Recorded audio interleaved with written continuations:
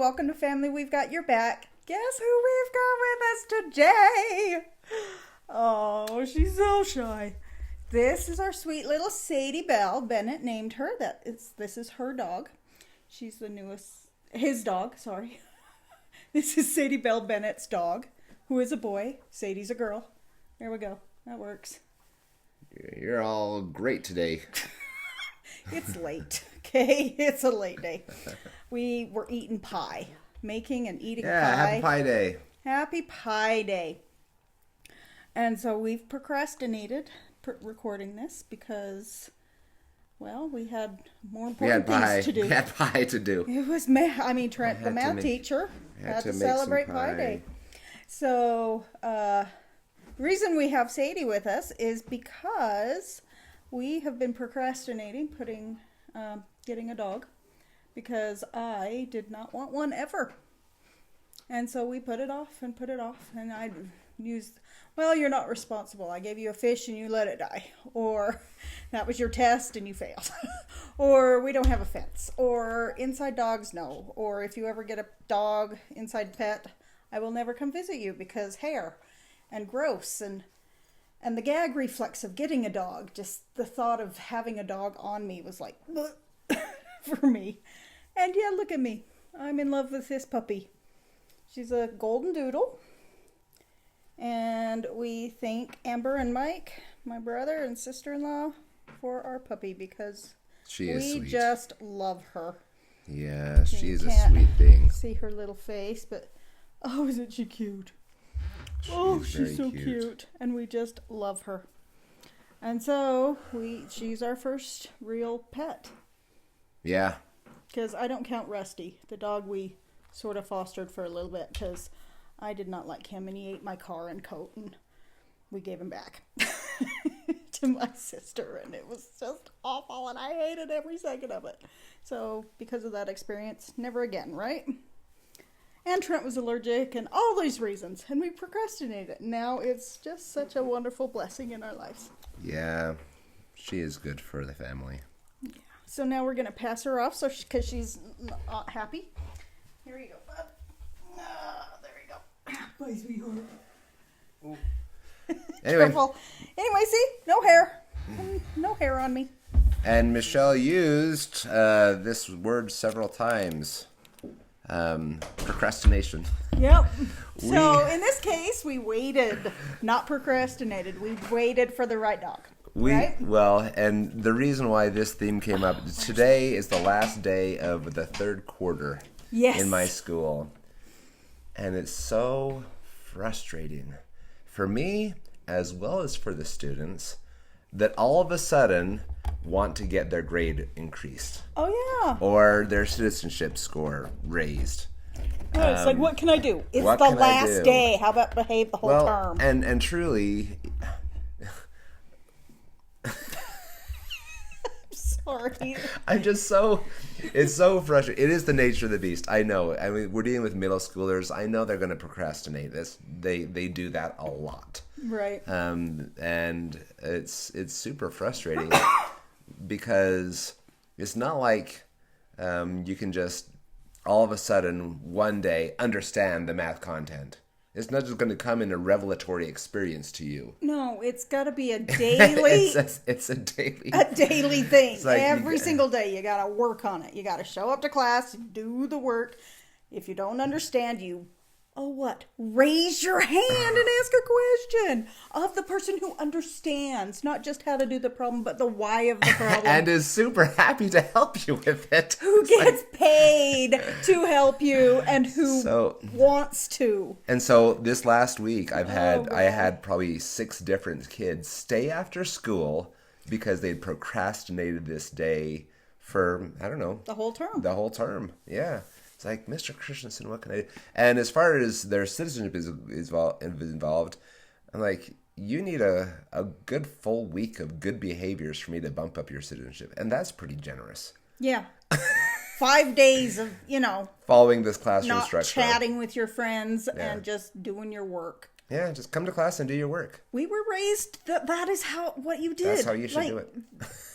That was just standard operating procedure. Yeah, completely. In a classroom. It's like you show up and you do what you're told. You pick up your pencil, and then you occasionally raise your hand if you don't understand something. And the kid that didn't actually failed and was held back a grade, right? Yeah. Doesn't happen anymore. Anyway, so these two things are very much tied to each other, right? Procrastination and preparedness. And so we thought we'd put them together and talk about them. Yeah, just a bit. And so for us, waiting because it wasn't the right time to get a dog, while we procrastinated that choice, it wasn't really putting it off because it wasn't something we knew we should do. It was waiting till we should do it, right? Yeah. So in some cases, some people would say, oh, your kids needed a dog all along. Well, it was never the right time. Right. It wasn't the right time for us. And we were overwhelmed in so many different ways that it would have been bad for the dog. It would have. And not very helpful for the family if we had done something like that. But because it's Bennett's dog, we'll be... Yeah. If she chews my couch, he gets to replace it. Anyway, yeah, but it's true. It's like this is a good thing for our family at this point in time. It has been wonderful. And we've only had her for a week, so it's maybe too early to tell. Well, but Adam is the funniest change. And he said he's never wanted to take pictures with his phone, like, you know, selfies or whatever. Yeah. Or videos or anything. He's just not a phone, like, has to record his life on social media and take pictures all the time, right? Right. He actually climbed in the pen with the dog, the playpen, and took pictures with the dog. It's like I've never wanted to do in my life. And all of a sudden he's taking snaps of the dog. It's really cute. We just love her. Yeah. Anyway. She's good. It's funny. But yeah. Oh, you want to do some quotes or not the quotes yet, but the definition. Okay, so the definition of preparedness or preparedness or however you want to say it is a state of readiness or made ready for use. So it's like, okay, it's prepped and ready to go. Like it's created, put into place. For example, we live in a state with where lots of stores do a case lot sale where you buy a whole case and each individual item is less, right? And so you stock up on storable goods and eat for less. Yeah. Right? Yeah. Well, that is preparedness, right? Because the food is ready when you need it. Mm-hmm. In case of an emergency, or for us, it's just how we eat, right? It's like, we buy the stuff we eat, and we use that.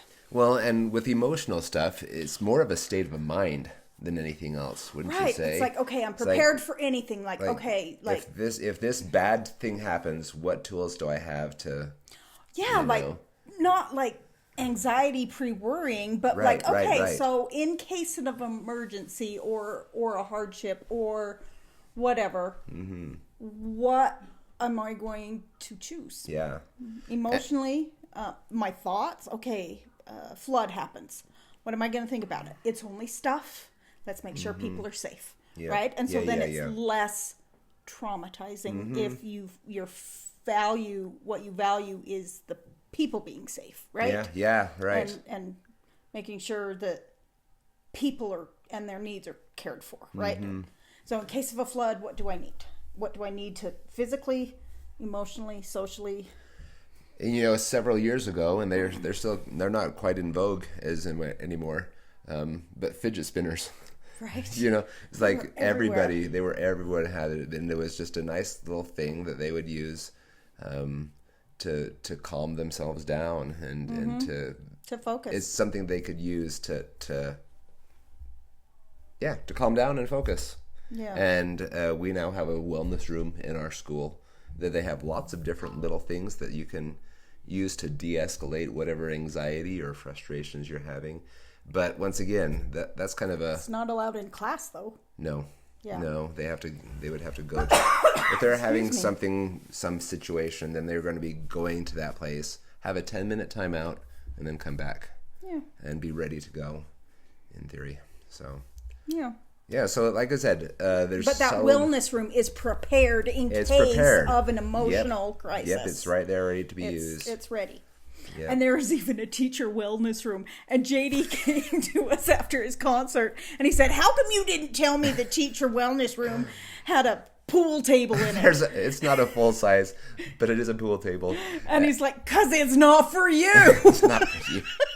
It's the teacher wellness room. He's like, "How dare you not tell me?" They have a couple massage chairs. There's massage chairs in there. It's a very calming place.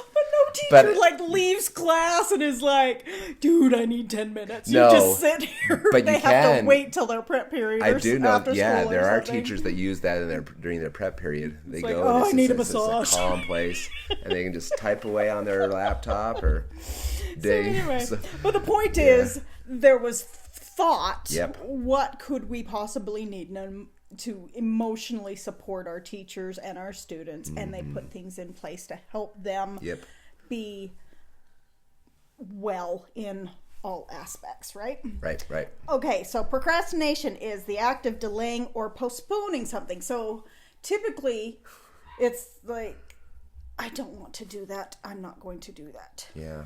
Or there's no remembrance because it's not due yet. And so it's things technically it was due a month ago.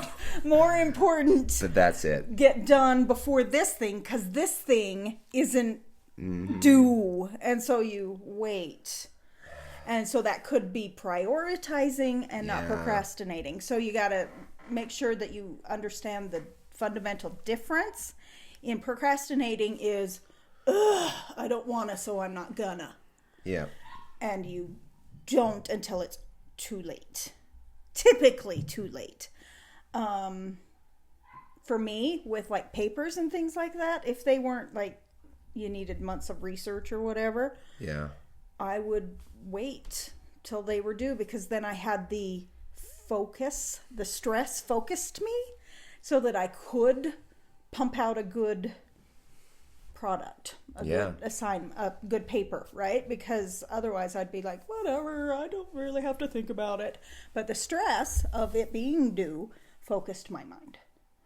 And so it just depends on, is that procrastination because you don't want to, or is it because you understand that that's how you work? Right. As long as you actually do it and just, oh, it's too late, I forgot it's due. So the morning of the science fair, you bring a cup of dirt.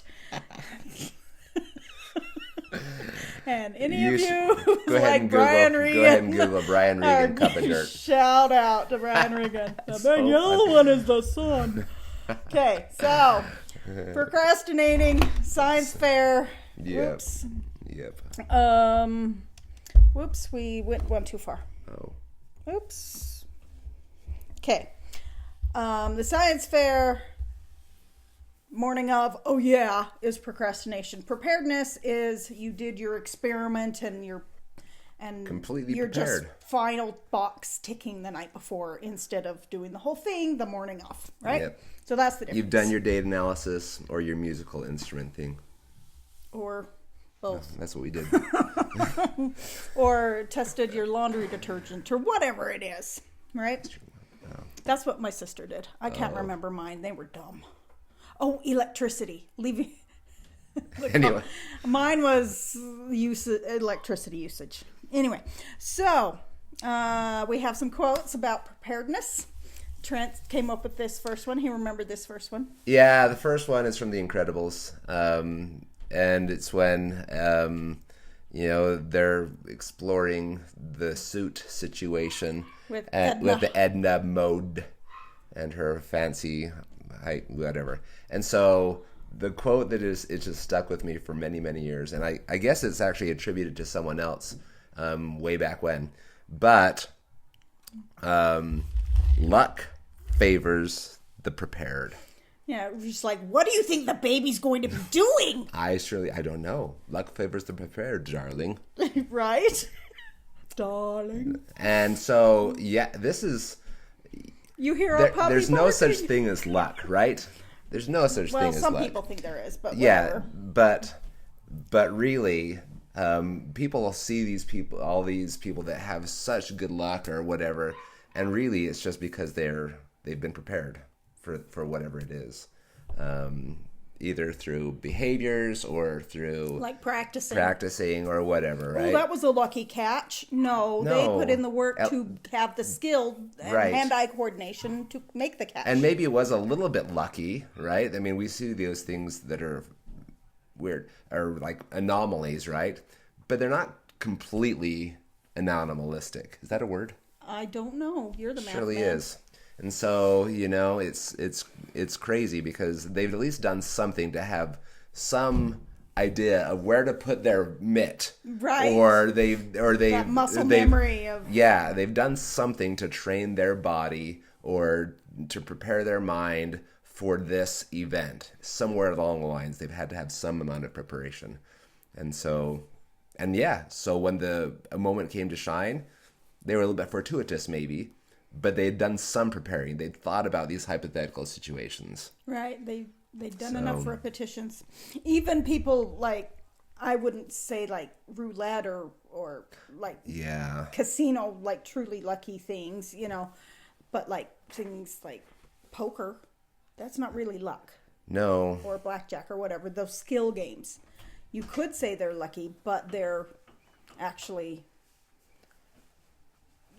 They've played a lot of games. They understand the mechanics of the game. And they know how to read their opponents. Right.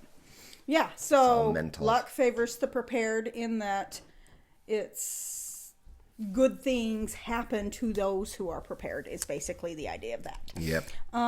Benjamin Franklin, we all know who he is. By failing to prepare, you are preparing to fail. That's probably the most famous one. Fire the iconic.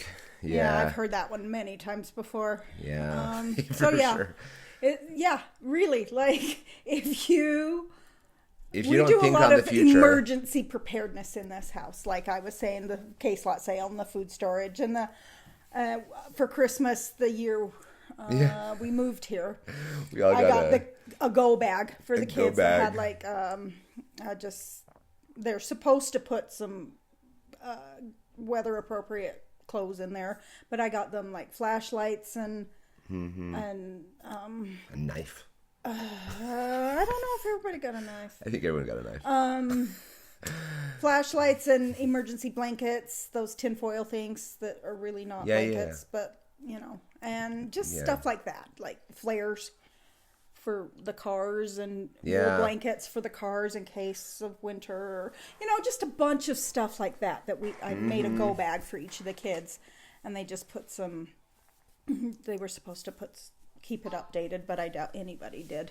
Anyway, we're really into that here, so that if there is something like the house is on fire, you grab your go bag and you run, right? So that at least you have a granola bar and a flashlight and a pair of flip-flops, right? So that you're not, and an emergency blanket, and you have something of the necessities of life, right?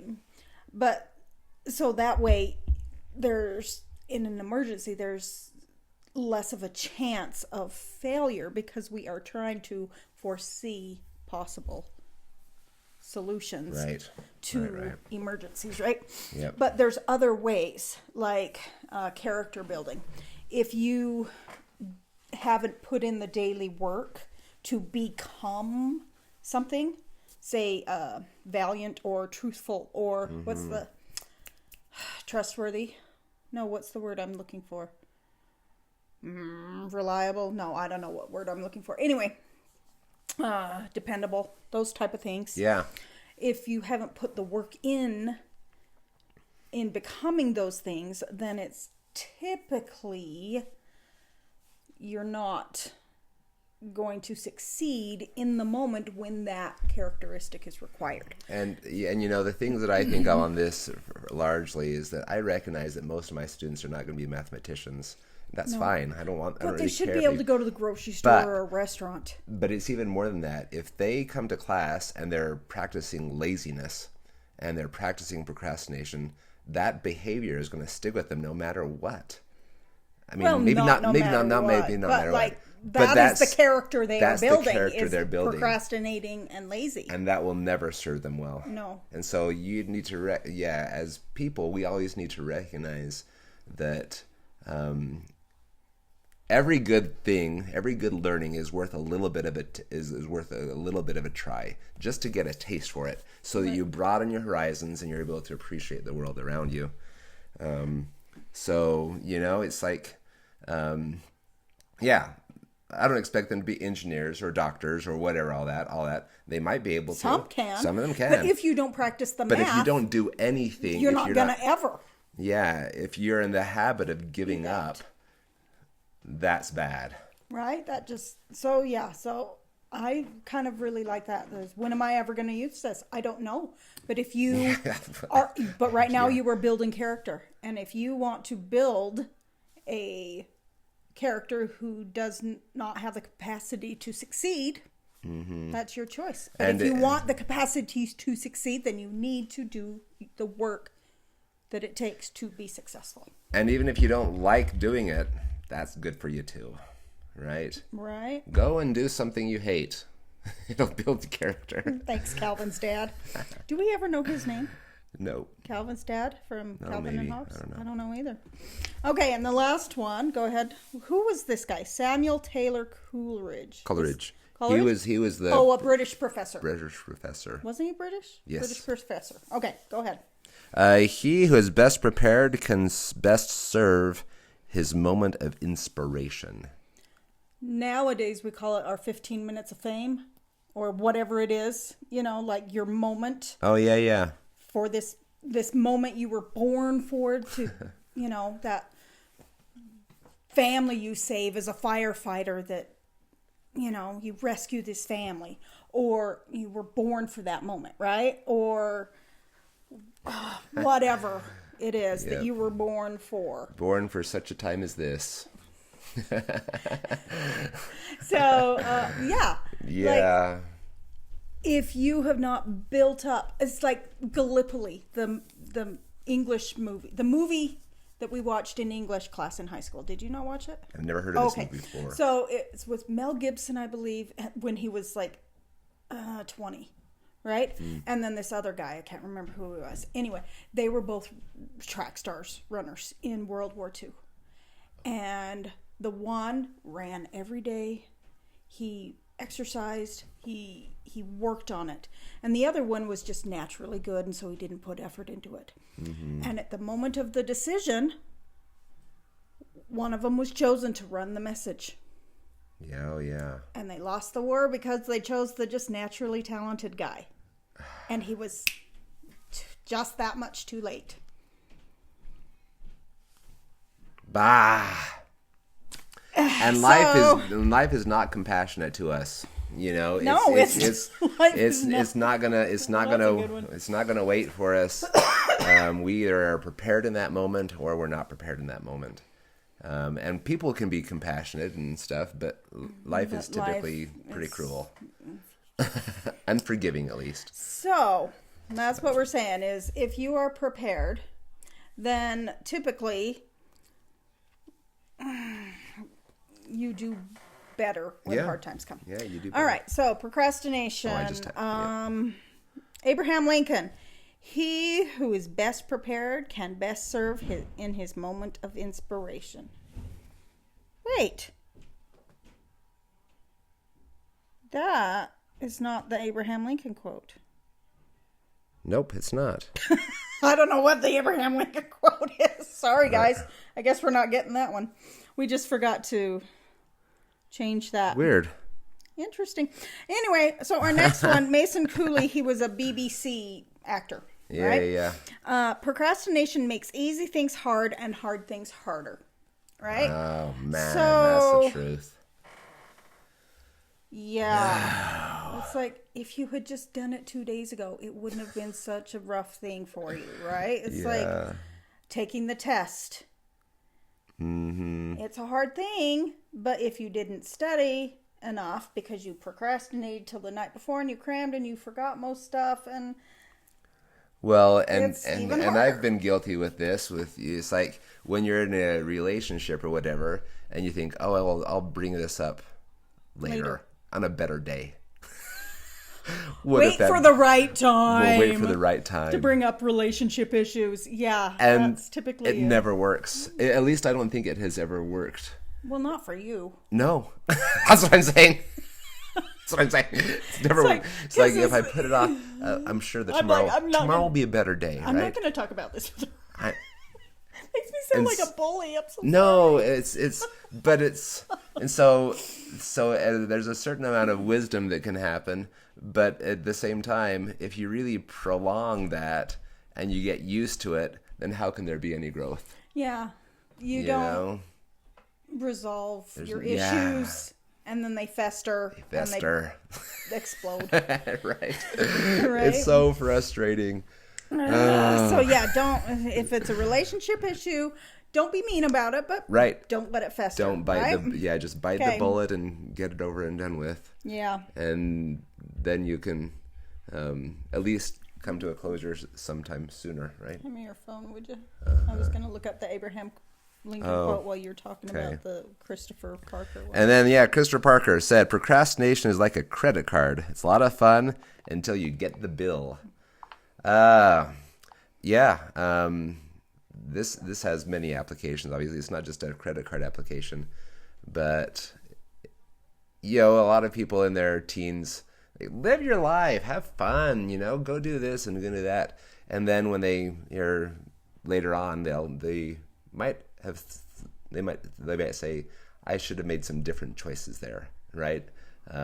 Yes, I had fun, but where am I at now, right? And this could be economically or mentally.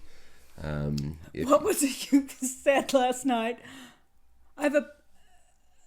Obviously I've made some choices. What was it last night? Obviously I've made some choices. Apparently.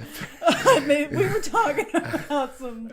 Anyway, we could not stop laughing about the droll way that he said... Obviously, I made some choices. And it's like we all make choices that we're going to regret at some point in time, probably. And so, making choices that you regret is always something that you're gonna try to avoid in life. But really, But it's like if you're waiting till the last minute because you're too busy doing things that are selfish or not beneficial to the future goals that you have, then it'll feel like a credit card bill that you don't have the money to pay for. Right. So the Abraham Lincoln quote is, "You cannot escape the responsibility of tomorrow by evading it today." That was in 1864 to a Secretary of War. Well, there you go. Civil War. Hey, how about you prepare to win so that we don't all die? Yeah. So anyway, that was the Abraham Lincoln quote. Anyway, it's like, tomorrow is going to come, and you can't avoid tomorrow's troubles by pretending that they're not going to happen and not preparing for them. They will come, and you will be smacked harder by them. You're right. So anyway, the assignment for this week is pick one thing that you are procrastinating and just do anything about it. If it's a test is coming up, study for it. If there's a paper to write a little bit of it. Do some research. If you're avoiding a responsibility with your family or with your partner, right? Work on it. Work on it. Take a step to take care of whatever this issue is that you're like, I don't want to. Yeah. It's hard. And I've been doing that this week. I have been procrastinating some things this week, and I finally yesterday and today have been doing them because I'm like, all right, enough. I'm doing it. Right? I'm like, I'm done putting it off, and I'm doing it. And it's not too late yet. Like, I haven't procrastinated it till it's like, oh, well, I guess it's not going to get done. No, I'm like, okay, no, do it. Yeah. Right? And so I'm like, it was not fun. It's not fun doing laundry and Anyway, all this stuff that I just don't enjoy. It's not a party, right? No. And so these daily tasks that you have to do, they're not fun sometimes. And so you got to just do them and not think about them and just do them. So some of the things that you're like, I don't want to, just do something. Okay. You have a great week. Have a great week. Bye-bye.